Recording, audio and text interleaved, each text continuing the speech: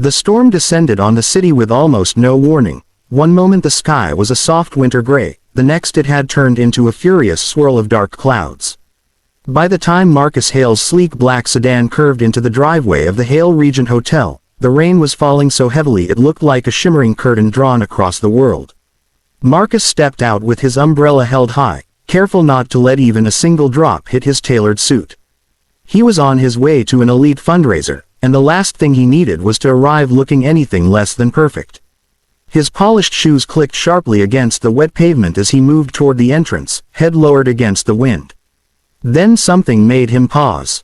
Just for a second, a strange shape on the ground. Two shapes, slumped near the marble steps. His brows knit, but he brushed it off at first. The city had its share of clutter, and sometimes people left luggage or bags where they shouldn't. He took another step, intent on getting inside where the air was warm and dry, but then a bright, jagged flash of lightning split the sky, illuminating everything in stark white. And the bundles became faces. Marcus froze. An elderly man lay curled over a woman, his thin frame hunched protectively as rain soaked through his threadbare coat. The woman's silver hair clung to her cheeks, her eyes half closed, lips trembling from cold. Their fingers were weakly intertwined, as if holding on was the only strength they had left. For a second, Marcus could only stare, his breath stuck somewhere between shock and disbelief. This couldn't be real. Not here. Not outside his hotel, the luxurious Hale Regent, where rooms cost more per night than some people earned in a month. He swallowed hard, suddenly aware of how loud the rain sounded, drumming against umbrellas, cars, and now, tragically, against the fragile bodies lying before him. Guests rushed past him through the glass doors, eager to escape the storm, not even noticing the couple. A valet glanced in their direction but quickly looked away. But Marcus couldn't move. A knot tightened in his stomach, something unfamiliar and uncomfortable. The elderly man shifted weakly, his hand trembling as he tried to pull the coat more tightly around the woman. She didn't respond. That sight, so small, so desperate, hit Marcus like a blow. And for the first time in a very long time, the millionaire known for his cold decisiveness felt utterly unprepared. Marcus had always prided himself on being a man of logic, someone who didn't let emotions blur the clean lines of decision-making. Feelings complicated things. They slowed progress, clouded judgment. His entire life, from his first business to his latest real estate empire, had been built on control.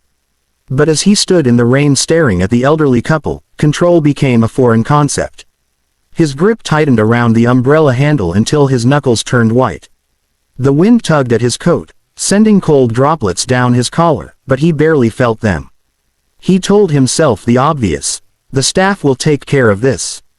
They're trained. You pay them for these things. He even took half a step toward the entrance, needing, to slip back into the familiar rhythm of wealth and routine. Inside the lobby, warm lights glowed like an invitation, promising comfort and certainty. After all, he had a schedule, a fundraiser to attend, important people to impress, but his feet refused to move. The old man coughed, a rough, scraping sound that cut through the noise of the storm. His shoulders shook with the effort, and Marcus could see, even from a short distance, how frail the man really was. His coat clung to his back like wet paper, and his hands trembled violently as he tried to keep the woman close to him. The woman's head hung limply against his chest. Her lips were turning a faint shade of blue. A sharp jolt of unease ran through Marcus.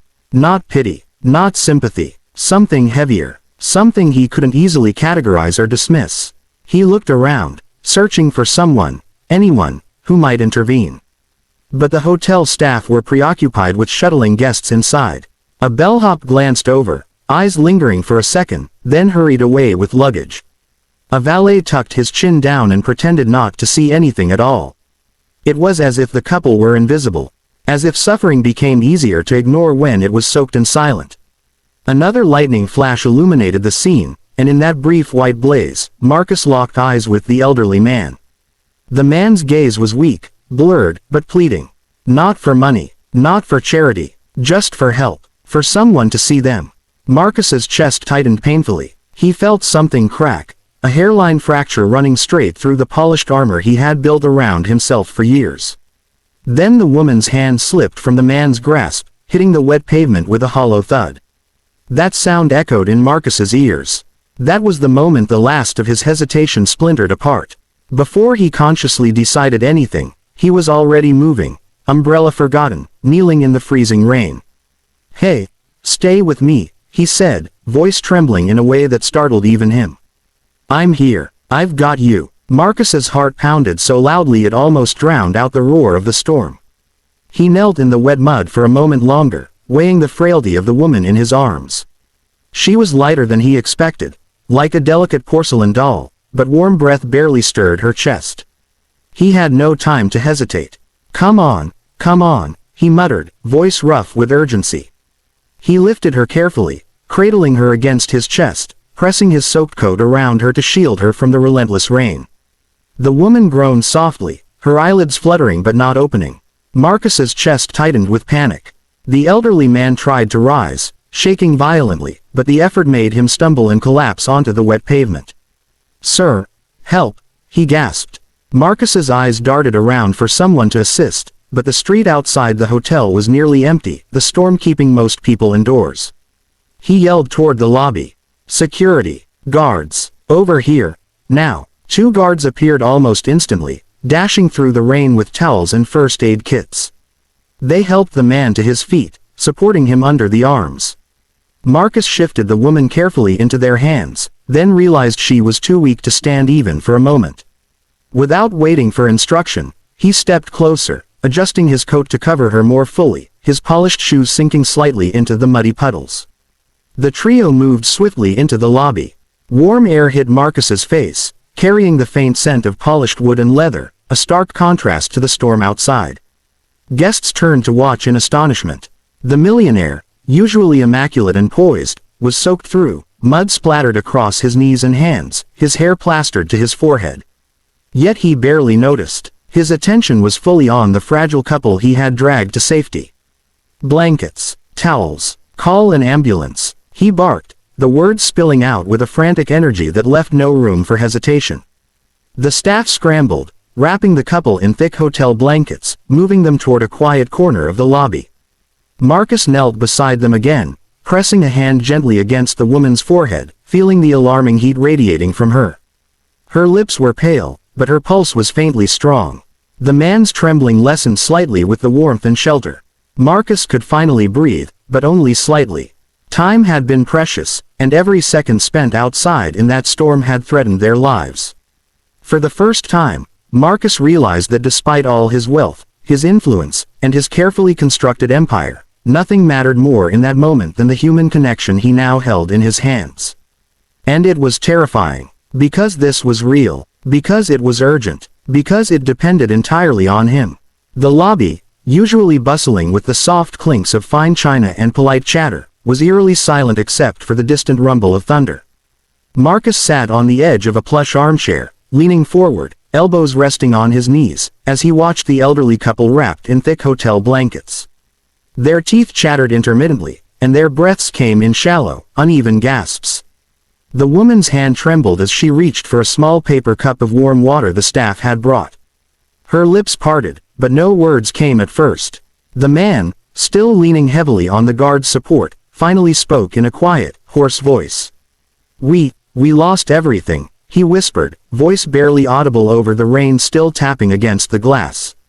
"Our home, burned down 2 months ago. Insurance didn't cover anything." He paused, swallowing hard, eyes glistening with unshed tears. "Then our son, he passed away last year. And now, we have nothing." Marcus felt a heavy knot tighten in his chest.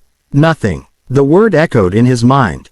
Nothing. He glanced around at the luxurious lobby, at the golden chandeliers, the polished marble floors, the guests sipping cocktails, oblivious to the tragedy that had just unfolded at their doorstep.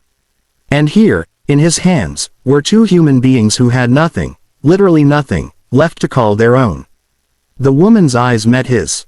They were clouded with exhaustion, grief, and a quiet plea. We didn't eat yesterday," she whispered. "And we didn't know where we'd sleep tonight."